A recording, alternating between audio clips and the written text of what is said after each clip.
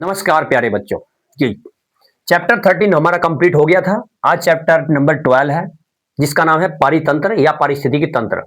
सबसे पहले पारितंत्र किसे कहते हैं, पारिस्थितिकी तंत्र, पारितंत्र क्या होता है, क्या इससे घटक होते हैं, उसके बारे में समझते हैं। उसके बाद ये पूरा चैप्टर ऑटोमेटिकली समझ में आ जाएगा।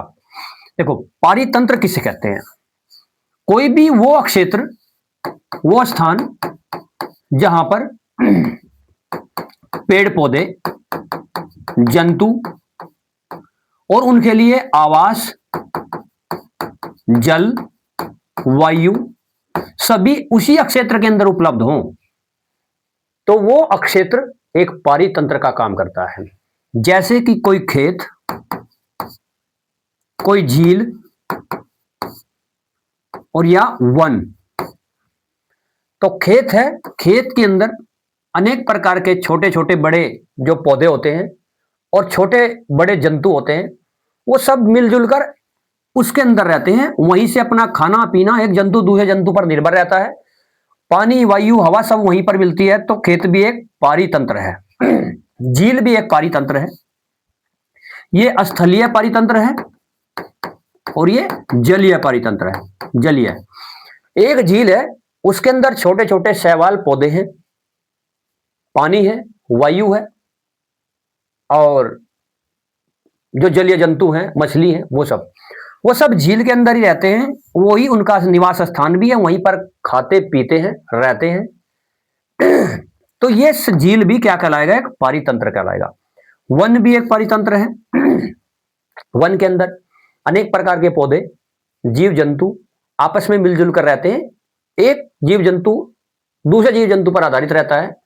उन्हें खाना पीना, वायु, ऑक्सीजन सब वहीं पर मिलता है। तो वन भी एक क्या है? पारितंत्र है। यानी वह क्षेत्र जिसके अंदर कुछ पौधे, जीव जंतु आपस में मिलकर रहते हैं और वहीं पर उन्हें आवास, सभी जो सुविधाएं होती हैं, रहने के लिए स्थान, खाना पीना सब एक ही जगह उपलब्ध हो, तो वह स्थान क्या कहलाता है? पारितंत्र बन जाता है, पारितंत्र कहते हैं। ठीक है, तो पारितंत्र तो पता लग गया कि पारितंत्र किसे कहते हैं। पारितंत्र कितने घटक होते हैं? पारितंत्र के दो घटक होते हैं। नंबर एक जैविक घटक और नंबर दो अजैविक घटक। पारितंत्र के दो घटक होते हैं, एक जैविक और एक अजैविक। ये क्या होते हैं? देखो, जब इससे पहली क्लास आपको कराई गई थी चैप्टर नंबर 13 में, तो वहां बताया था आपको, जहां भी आपको जीव विज्ञान के अंदर जैव, जीव और जैविक, इन तीनों में से कोई भी शब्द मिलता है तो इनका मतलब होता है सभी प्रकार के सजीव, पेड़ पौधे और जंतु। तो ये होता है जैव, जीव और या जैविक का मतलब। तो जैविक का मतलब है सभी तरह के जीव जंतु से। जैसे कोई खेत है, कोई वन है या कोई झील है, ये एक पारितंत्र है। इस पारितंत्र के अंदर जो भी पौधे, छोटे या बड़े, जो भी जंतु, हर प्रकार का जंतु छोटा या बड़ा, जो सजीव हैं, तो ये सजीव क्या कहलाएंगे? ये कहलाएंगे जैविक घटक। जैविक घटक। और इस झील के अंदर जो पानी, जल है, वायु है, मिट्टी है, जो निर्जीव है, ये कहलाता है अजैविक घटक। अजैविक घटक। ये सारा इसके अंदर दिखाया गया है क्वेश्चन में, लेकिन ये पहले आपको समझा दिया गया कि होता क्या है। अब चलते हैं फर्स्ट क्वेश्चन पे। पारिस्थितिक तंत्र के घटकों की व्याख्या कीजिए। पारिस्थितिकी तंत्र के मुख्यतः दो घटक होते हैं। नंबर एक जैविक घटक होता है। इसके अंतर्गत सभी प्रकार के पौधे, जंतु अर्थात स्वपोषी, परपोषी और अपघटक आते हैं। स्वपोषी क्या होते हैं? स्वपोषी के अंदर वो पौधे आते हैं जो अपना भोजन स्वयं बनाते हैं सूर्य की प्रकाश की उपस्थिति में। तो लगभग सभी प्रकार के जो हरे पौधे होते हैं वो सब स्वपोषी होते हैं, अपना खाना खुद बनाते हैं। परपोषी के अंदर सभी प्रकार के जंतु आते हैं, क्योंकि वो खाना या तो पौधे से लेते हैं या दूसरे जंतु से प्राप्त करते हैं, उनको परपोषी कहते हैं। अपघटक किसे कहते हैं? अपघटक बोलते हैं जो हर तरह के पौधे जीव जंतु को जब वो नष्ट हो जाते हैं तो छोटे कीड़े मकोड़े उस मृत शरीर को खा जाते हैं, तो वो अपघटक कहलाते हैं। जिस प्रकार से आपने देखा होगा छोटे पौधे हैं, पौधे को कौन टिड्डा खा जाता है, टिड्डा, टिड्डे को कौन खाता है, मेंढक, मेंढक को कौन खा जाता है, सांप, सांप को कौन खाता है, बाज या चील। और इसको जब ये मर जाता है तो इसको छोटे छोटे कीड़े मकोड़े खा जाते हैं और वो क्या कहलाते हैं, अपघटक। क्या कहलाते हैं, अपघटक। जो हर तरह के जीव जंतु या पौधे को सूक्ष्म कणों में तोड़कर खा जाते हैं, वो अपघटक छोटे कीड़े मकोड़े होते हैं। स्वपोषी हरे पौधे, परपोषी वो जीव जंतु जो पौधों पर या दूसरे जंतु पर खाने के लिए निर्भर होते हैं, और अपघटक जो सभी तरह के जीव जंतु या पौधों को लास्ट में ये कीड़े मकोड़े चट कर जाते हैं, खा जाते हैं, वो अपघटक कहलाते हैं। तो जैविक के अंदर कौन आता है, जैविक के अंदर सभी तरह के सजीव पौधे, सजीव जंतु या कीड़े मकोड़े, तो ये सब क्या है, सजीव है। पारिस्थितिक तंत्र के अंदर जो सजीव होते हैं वो जैविक घटक होते हैं, जो निर्जीव होते हैं वो अजैविक घटक कहते हैं। इसके अंतर्गत जल वायवीय घटक यानी जल वायु के घटक, कार्बनिक घटक या अकार्बनिक घटक पदार्थ इसके अंतर्गत आते हैं जी, अजैविक के अंदर। तो अजैविक में देखो, अजैविक और जैविक दो घटक होते हैं। अब हम जैविक और अजैविक को विस्तार से पढ़ते हैं क्योंकि इसके अंदर से शॉर्ट क्वेश्चन या फिर एमसीक्यू बहुविकल्पी क्वेश्चन आते हैं। पहले पढ़ते हैं हम जैविक घटक किसे कहते हैं। जैविक घटक के अंदर तीन तरह के प्राणी आते हैं, स्वपोषी, परपोषी और अपघटक। जी, स्वपोषी जो हरे पौधे होते हैं, स्वमिश अपने आप, पोषी पोषण करते हैं, किसी से अपना खाना नहीं लेते हैं। हरे पौधे सूर्य के प्रकाश की उपस्थिति में इनके अंदर जो क्लोरोफिल होता है इनकी पत्तियों में, वो अपना भोजन का निर्माण करते हैं और ये अपना भोजन खुद बनाते हैं, इसलिए इन्हें क्या कहते हैं, स्वपोषी। एक होता है परपोषी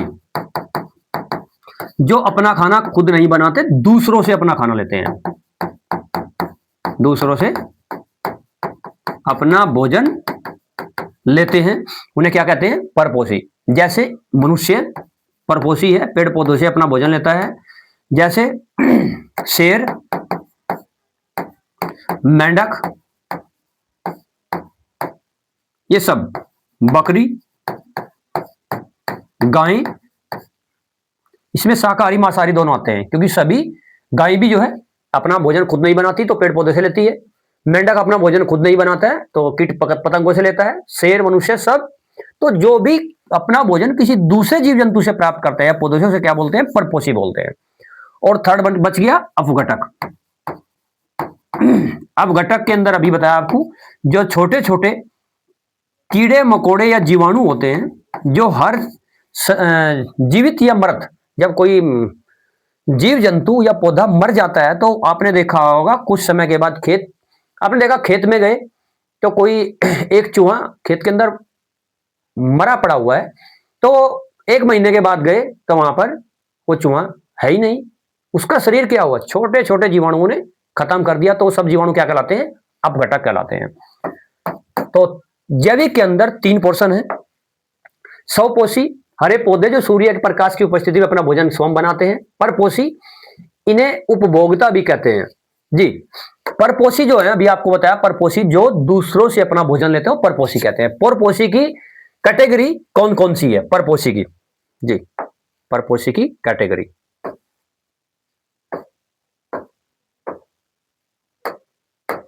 देखते हैं। एक तो बताया आपको स्वपोषी, इसमें कौन आते हैं, हरे पौधे। जब आपकी समझ में आ जाएगा ना चैप्टर तो याद करना बड़ा आसान होगा।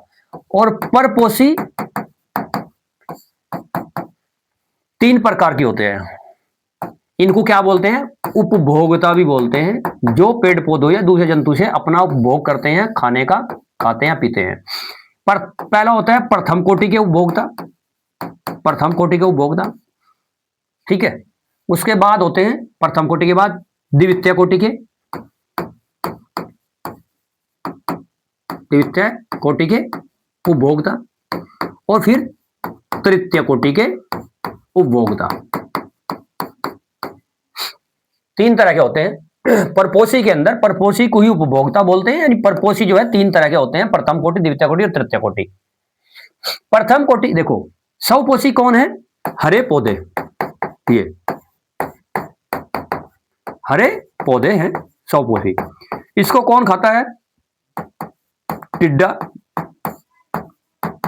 और खरगोश, गाय, बकरी, ये सब क्या है? प्रथम कोटि के उपभोक्ता, क्योंकि सबसे पहले यही खाते हैं पेड़ पौधों को। अब टिड्डे को कौन खाता है? मेंढक। और खरगोश को कौन खाता है? गीदड़ भी खा जाता है। गाय बकरी को शेर खाता है या कोई दूसरा जंतु। ये जो है ये द्वितीय कोटि के उपभोक्ता है, यानी जो शाकाहारी होते हैं वो प्रथम कोटि के उपभोक्ता होते हैं, जो मांसाहारी होते हैं और शाकाहारी जंतु को खाते हैं, ठीक है, डायरेक्ट इनके बाद आते हैं, वो क्या होते हैं? द्वितीय कोटि के उपभोक्ता होते हैं। और जो इनको भी खा जाते हैं, जैसे शेर, बाघ, चील, ये तृतीय कोटि के उपभोक्ता होते हैं। देखो, उत्पादक या स्वपोषी इसको बोलते हैं। परपोषी में प्रथम कोटि, द्वितीय कोटि और तृतीय कोटि के उपभोक्ता होते हैं। जो घास पर निर्भर होते हैं पेड़ पौधे पर, वो प्रथम कोटि के उपभोक्ता होते हैं। जो इन शाकाहारी प्राणियों के ऊपर निर्भर होते हैं वो द्वितीय कोटि के होते हैं उपभोक्ता। और जो इनके भी ऊपर, यानी जैसे शेर उच्च कोटि के से बोलते हैं, उच्च कोटि के उपभोक्ता, जैसे तृतीय कोटि या उच्च कोटि के, जो उच्च कोटि के मांसाहारी प्राणी होते हैं, इसे तृतीय कोटि के उपभोक्ता कहते हैं। ये इसके अंदर है। तो परपोषी को उपभोक्ता भी कहते हैं। ये भोजन के लिए पौधों या अन्य जीवों पर निर्भर रहते हैं। इनके तीन प्रकार होते हैं। प्रथम कोटि के उपभोक्ता शाकाहारी, जैसे गाय या चूहा। द्वितीय कोटि के उपभोक्ता मांसाहारी, जैसे सांप या मेंढक। तृतीय कोटि के उपभोक्ता उच्च मांसाहारी, जैसे शेर या बाज। और थर्ड नंबर पर अपघटक आपको बता दिया, वे जीव जो कार्बनिक पदार्थों को उनके अवयवी तत्वों में तोड़ देते हैं, उन्हें मर्तजीवी भी कहते हैं। यानी जो छोटे कीड़े मकोड़े होते हैं, वो जब कोई जीव जंतु मर जाता है तो उसके शरीर को, कार्बनिक पदार्थों को उसके शरीर के उनके अवयवी तत्वों में तोड़ देते हैं, हड्डी मांस सब खत्म कर देते हैं। तो ये क्या कहलाते हैं? अपघटक कहलाते हैं। ये तो था जैविक। अजैविक के अंदर क्या आता है? पारिस्थितिक तंत्र के अंदर जो अजैविक घटक है, आपको बताया था, जल, वायु, प्रकाश, ताप, ये सब अजैविक घटक होते हैं जो निर्जीव होते हैं। और अजैविक घटक के भी दो भाग हैं, कार्बनिक और अकार्बनिक। इस क्वेश्चन के अंदर आधा चैप्टर कंप्लीट हो गया, क्योंकि यही इसका सार था, जो मेन क्वेश्चन है, मेन जो इसकी थीम है चैप्टर की, वो यही है। अजैविक घटक के अंदर जो निर्जीव चीज आती है, जैसे फर्स्ट है कार्बनिक घटक, गैस, CO2, N2 और O2। यानी उस पारिस्थितिक तंत्र के अंदर कार्बन डाइऑक्साइड भी होगी, नाइट्रोजन भी होगी, ऑक्सीजन भी, दूसरी गैसें भी, तो वो क्या होगा? कार्बनिक घटक। और अकार्बनिक घटक कौन से होते हैं? जो ऊर्जा, गतिज ऊर्जा, रासायनिक ऊर्जा, तापीय ऊर्जा, ये सब अकार्बनिक घटक होते हैं। ठीक है। तो अजैविक और जैविक, देखो अजैविक घटक में कौन कौन से हैं?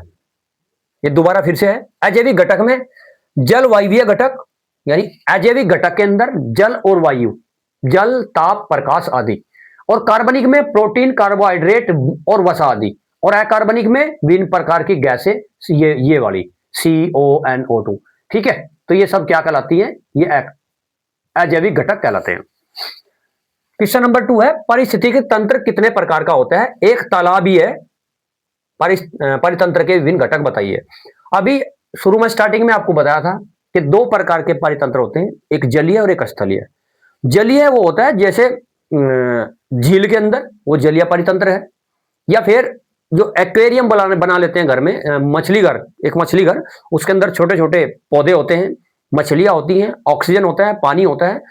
तो वो जो देखो बोर्ड में क्वेश्चन आता है कि जलीय परितंत्र जो होता है, उसका चित्र बनाइए। ये देखो, आपने एक बात ध्यान रखनी है जो बहुविकल्पी क्वेश्चन में आ सकता है कि ये तो है प्राकृतिक जलीय पारितंत्र, इसमें क्या है, झील, और यह है कृत्रिम पारितंत्र, और कौन सा, वो भी जलीय। ये क्या है, कृत्रिम पारितंत्र, जलीय पारितंत्र। ये क्या है, जो मछली घर बनाते हैं, मछली घर। झील क्या है, प्राकृतिक जलीय पारितंत्र है। मछली घर क्या है, कृत्रिम जलीय पारितंत्र है। इसके अंदर जो जैविक घटक है झील के अंदर, वो आपको बताया, पेड़ पौधे और जो जीव जंतु हैं वो सब जैविक है। अजैविक में क्या आते हैं, जो कार्बन डाइऑक्साइड, ऑक्सीजन, मिट्टी, जल, सब कुछ। और इसमें ये कृत्रिम कैसे है, क्योंकि ये इंसानों के द्वारा बनाया हुआ पारितंत्र है। इसी के अंदर मछली भी है,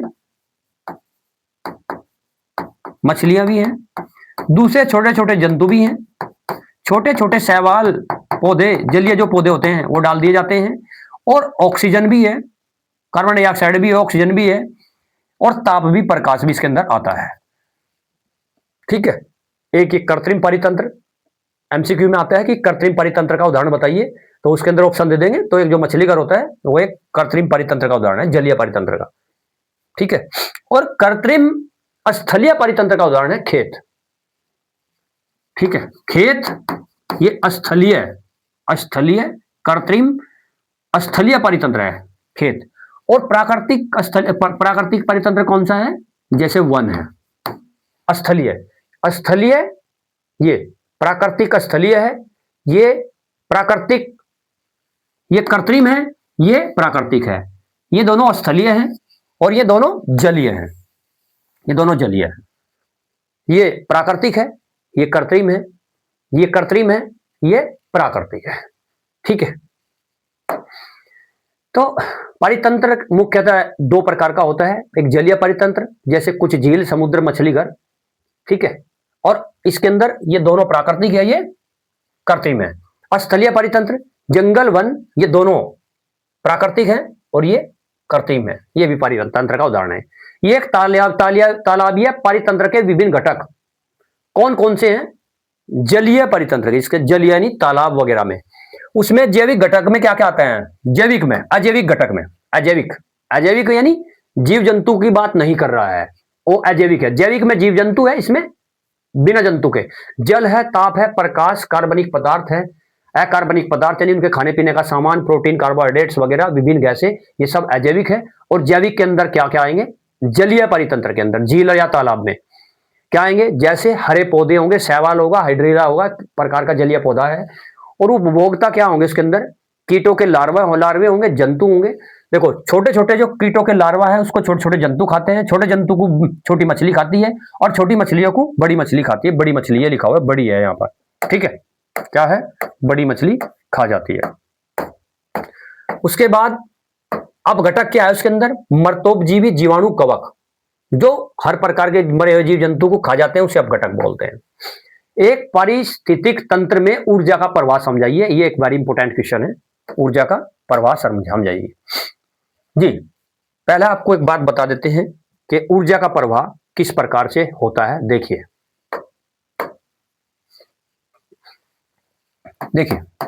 ये छोटे छोटे पेड़ पौधे हैं, इनको खाता है मेंढक। मेंढक, पहले मेंढक से भी पहले लेते हैं हम टिड्डे को। ये छोटे छोटे जंतु हैं, वनस्पति है, पौधे हैं, इसको खाता है टिड्डा, टिड्डे को खाता है मेंढक, मेंढक को सांप, और सांप को बाज या चील, और इसको खा जाते हैं अपघटक, कीड़े मकोड़े। ठीक है, ये शाकाहारी है और ये भी ये तो पेड़ पौधे हैं। उत्पादक, इसको उत्पादक बोलते हैं, उत्पादक, और ये उपभोक्ता है और ये अपघटक है। अब देखिए ऊर्जा प्रवाह कैसे होता है, ध्यान से समझना, ये वेरी इंपॉर्टेंट क्वेश्चन है, थोड़ा आपको हार्ड ना लगे इसलिए समझना पड़ेगा पहले। जो टिड्डा होता है वो छोटे छोटे पौधे खाता है, लेकिन वो एक पौधा नहीं खाता है, दिन भर में बहुत सारे अनेक पौधे खाता है। मान लिया उसने छोटे छोटे 100 पौधे खाए, और 100 पौधे खाने के बाद उदाहरण दे रहे हैं उसके अंदर 100 कैलोरी ऊर्जा आ गई है। ठीक है, उसके अंदर एनर्जी कितनी आ गई है? 100 कैलोरी। ठीक है, ये आ गई। अब देखिए, अब मेंढक पर चलते हैं। मेंढक एक टिड्डा खाकर उसकी भूख नहीं मिटती है, शरीर को ताकत नहीं मिलती है, वो अनेक टिड्डे खाता है, अनेक टिड्डे खा जाता है। अब इसने जो टिड्डे खाए बहुत सारे, वो जो 100 कैलोरी थी, इसके अंदर उस केवल 10 कैलोरी ही ऊर्जा आएगी। 90% ऊर्जा कैलोरी की खत्म हो जाएगी। क्यों, कहां जाएगी वो बता रहे हैं। देखो, टिड्डा दिन भर चलता रहा, फिरता रहा और पेड़ पौधे खाता रहा। जो उसने 100% एनर्जी इकट्ठी की है, 100 कैलोरी, एक उदाहरण दे रहे हैं 100 कैलोरी का, एक ये उदाहरण के द्वारा समझा रहे हैं, बाकी डेफिनेशन इसके अंदर है। तो 100 कैलोरी ऊर्जा का मतलब है कि टिड्डे ने जितनी भी पेड़ पौधे खाए, जितनी ऊर्जा उसके अंदर आई, उस ऊर्जा का यानी इस ऊर्जा का 90% पार्ट, ऊर्जा का जो उसके अंदर ताकत आई, उस ताकत का, उस ऊर्जा का, एनर्जी का 90% भाग उस ऊर्जा का जो इस पेड़ पौधों से ली, उसने अपने शरीर के चलने फिरने, हिलने डुलने, काम करने में खर्च कर दी। यानी जो शरीर के अंदर अंग तंत्र चलते हैं उसमें खर्च कर दी। केवल 10% एनर्जी ही उसके अंदर बचेगी। अब मेंढक ने क्या किया, कई टिड्डे खाए, तो क्योंकि एक टिड्डे से उसने कितना, केवल 10% मिली, जितनी उसने पौधे से ली थी 100, लेकिन इसके पास जाएगी 10%। ठीक है, यानी 10 कैलोरी। और मेंढक के अंदर तो 10% गई, मेंढक ने इस 10 कैलोरी का 90% भाग, 90% भाग अपने चलने फिरने काम काज में जो है खर्च कर दिया। केवल इसका 10%, 90% तो खर्च कर दिया, 10% बचेगा इसके पास 1%। इसीलिए तो सांप एक मेंढक खाकर नहीं सकता, उसने कई मेंढक खाने पड़ते हैं अपनी एनर्जी पूरी करने के लिए। इसके पास कितनी एनर्जी गई, किसने 100% एनर्जी ली थी, इसके पास 10% गई, इसके पास 1% गई। अब सांप, छोटे छोटे सांप, बाज तो कई सांप खाएगा, ठीक है, छोटे छोटे सांप, तब उसका भला होगा, क्योंकि उसके पास एनर्जी कितनी बची हुई है, 1%। वो जो कौन सी वाली एनर्जी, जो पौधे से ली थी।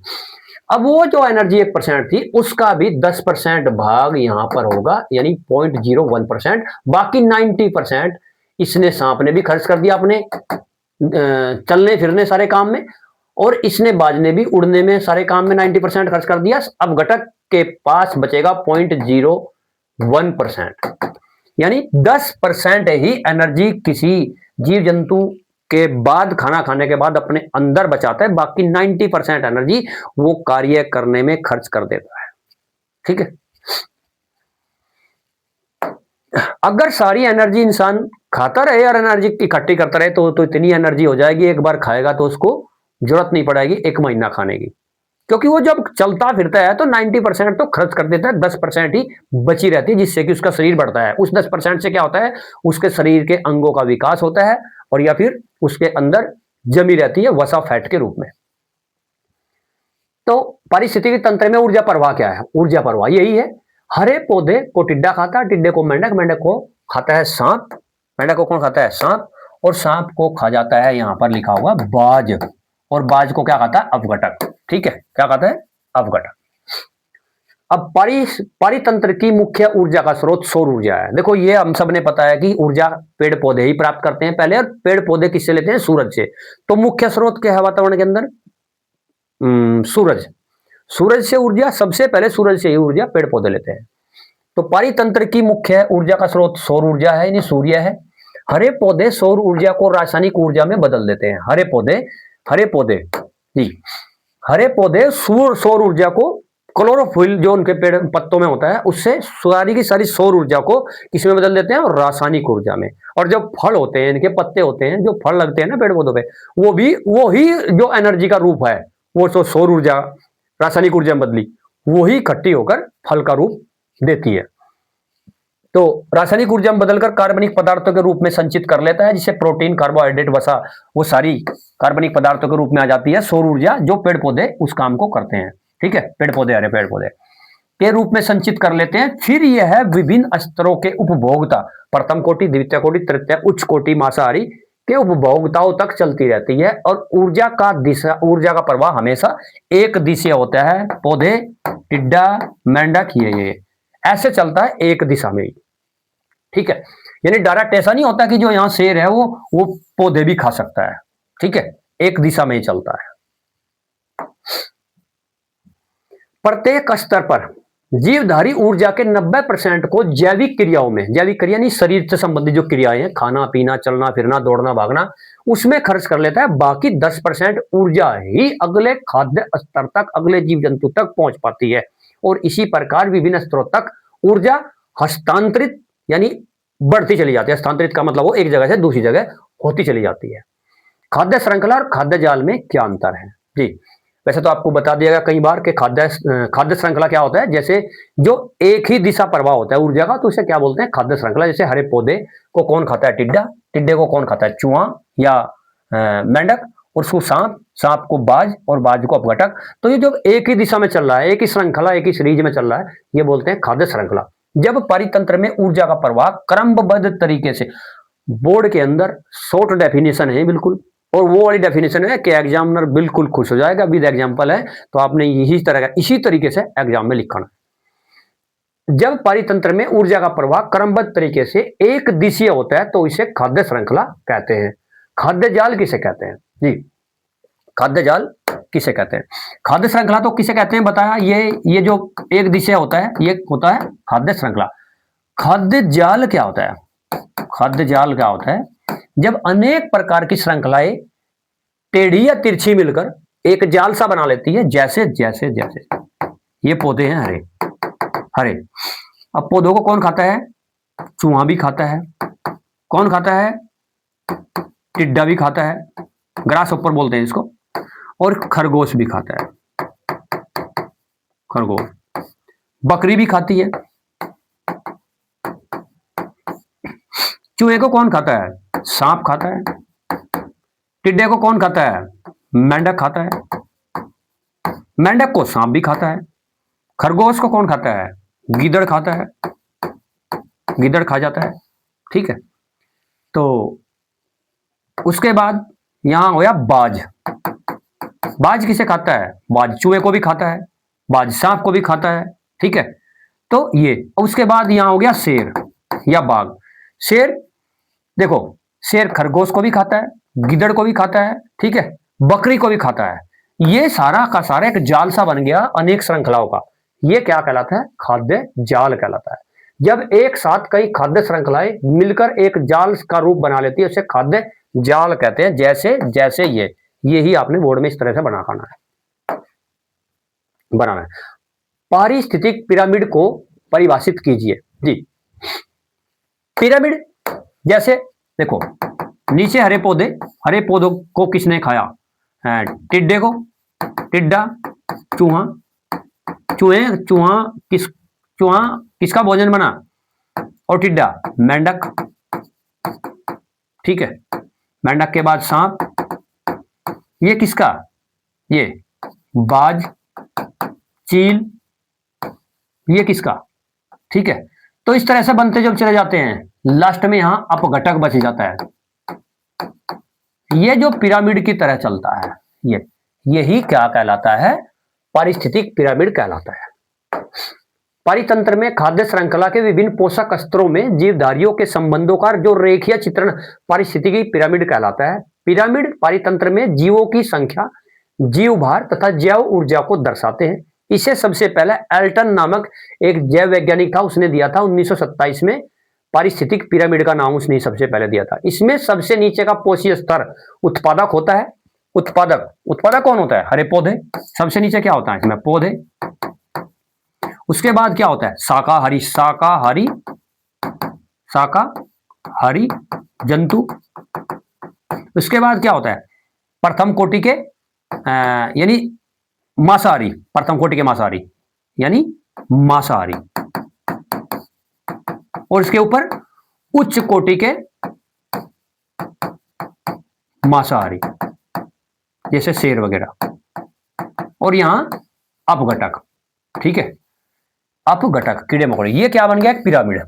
इससे सबसे नीचे कौन होता है, सबसे नीचे होता है पोषी स्तर उत्पादक, और सबसे ऊपर कौन सा होता है, ये उपभोक्ता, और उससे भी ऊपर अपघटक, ठीक है।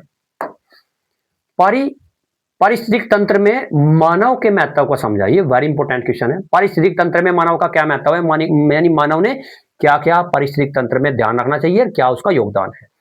मानव पारिस्थितिक तंत्र का संरक्षक होता है, यानी इंसान चाहे तो सुरक्षा कर सकता है किसी भी पारिस्थितिक तंत्र का, जैसे झील है, खेत है, तालाब है, वन है। और मानव पारिस्थितिक तंत्र का उपयोग करता भी है, खेत हुआ, तालाब हुआ, झील है, इसका उपयोग भी करता है। मानव पारिस्थितिक तंत्र का प्रदूषक भी है, जो प्रदूषण फैलाता है खेत में, गांव में या वन में, तो ये भी मनुष्य है। मानव पारिस्थितिक तंत्र का प्रबंधक भी है, यानी निर्माण भी कर सकता है, जैसे कृत्रिम पारितंत्र है, आपको मछली घर बताया और खेत बताया, ये ठीक है। अब चलते हैं इस चैप्टर के वन लीनियर क्वेश्चंस के ऊपर, जो वेरी इंपॉर्टेंट है, जो अति लघु बहुविकल्पी क्वेश्चन में आ सकते हैं। भारत में पारिस्थितिकी तंत्र का जनक कौन है, आर मिश्रा, इंपॉर्टेंट है, याद रखना। एक्वेरियम मछली घर एक कृत्रिम पारितंत्र है, आपको बता दिया। प्रकाश संश्लेषण में पौधे ऑक्सीजन मुक्त करते हैं और कार्बन डाइऑक्साइड ग्रहण करते हैं, आपने पता ही है। मनुष्य श्वसन क्रिया में पौधों का उल्टा काम करता है। ये क्या, पौधे क्या करते हैं, ये कार्बन डाइऑक्साइड लेते हैं, लेकिन मनुष्य कार्बन डाइऑक्साइड छोड़ते हैं। पौधे ऑक्सीजन छोड़ते हैं, मनुष्य कार्बन डाइऑक्साइड छोड़ते हैं, ठीक है। पारितंत्र किसे कहते हैं, पारितंत्र एक ऐसा तंत्र है जिसमें जीव जंतु, पौधे, मिट्टी, हवा, पानी और अन्य प्राकृतिक तत्व आपस में एक दूसरे से जुड़े रहते हैं और एक दूसरे पर निर्भर रहते हैं। डेफिनेशन याद रखना परितंत्र की। 6 क्वेश्चन है। पारितंत्र शब्द का प्रयोग सर्वप्रथम 1935 में टेंसले नामक वैज्ञानिक ने किया था। किसी स्थान पर पादप समुदाय में नए बदलाव जब आ जाते हैं तो उस नए बदलाव की प्रक्रिया को पादप अनुक्रमण कहते हैं। निम्नीकरण के 4 उदाहरण दीजिए और अनिम्नीकरण के, ये क्वेश्चन इंपॉर्टेंट है। निम्नीकरण किसे कहते हैं, निम्नीकरण पदार्थ वो पदार्थ जो खत्म हो जाने के बाद जिसको कीड़े मकोड़े अपघटक चट कर जाते हैं, खा जाते हैं, नष्ट कर देते हैं कुछ दिनों में, तो क्या कहलाता है, निम्नीकरणीय। जैसे कि सब्जियों के छिलके, फलों के छिलके, पत्तियां, खाद्य पदार्थ आदि। अनिम्नीकरणीय कौन होता है, जिसको अपघटक नहीं खा सकते, 50 साल बाद, 100 साल के बाद भी वो पड़ा रहता है, जैसे प्लास्टिक की बोतल, कांच की बोतल, इस तरह, या फिर कोई धातु के डिब्बे। तो अनिम्नीकरणीय कौन होते हैं, प्लास्टिक की बोतलें, पॉलीथीन बैग, कांच की बोतलें और धातु के डिब्बे। और निम्नीकरणीय क्या होते हैं, ये होते हैं। अब अपर्दाहारी के कोई 2 उदाहरण दीजिए। अपर्दाहारी सूक्ष्म जीवाणु और केंचुआ होता है जो मिट्टी को खाकर उसे उपजाऊ बनाते हैं और छोटे छोटे जीव जंतुओं को नष्ट कर मिट्टी में मिला देते हैं, ठीक है। वो सूक्ष्म जीवाणु और या केंचुआ होते हैं। अगर क्लास अच्छी लगी, चैप्टर बिल्कुल समझ में आया, बोर्ड के एग्जाम में तो आना ही है, तो नेक्स्ट क्लास देखने के लिए इसी तरीके से इसके अंदर समझ में भी आ गया और जो एग्जाम में आपने लिखने हो यही डेफिनेशन लिखनी है, ठीक है। इस चैप्टर के अंदर से बड़ा लॉन्ग क्वेश्चन आने के बहुत ही कम चांस होते हैं, इसके अंदर से शॉर्ट, वेरी शॉर्ट और या बहुविकल्पी क्वेश्चन मिलते हैं। नेक्स्ट वीडियो देखने के लिए सब्सक्राइब कीजिए। थैंक यू, जय हिंद।